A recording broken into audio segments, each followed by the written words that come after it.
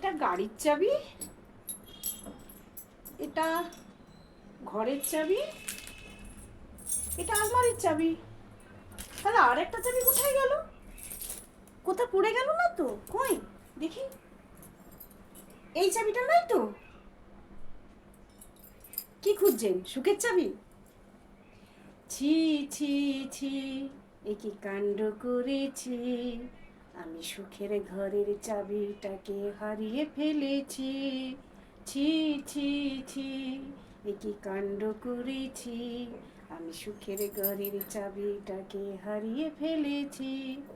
আচ্ছা একটা কথা বলুন তো, এই সুখের ঘরের চাবিটাকে হারিয়ে ফেলেছি, আচ্ছা সত্যি কি সুখের ঘরের চাবিটাকে আমরা হারিয়ে ফেলেছি, নাকি ওটা খুঁজলে পাওয়া যাবে? আপনারা কি বলেন বলুন তো? সুখের ঘরের চাবিটাকে কি খুঁজে পাওয়া যায়?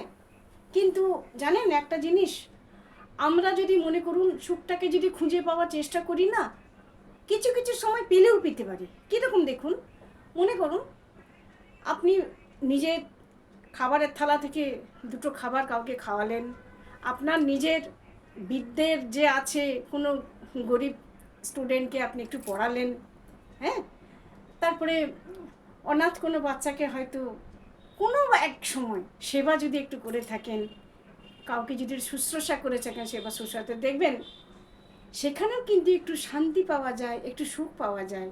কিন্তু আমরা কজন করি বলুন তো? করি যে না তা না, করি, কিন্তু সেরকমভাবে র্যান্ডমভাবে করা হয় না, তাই না?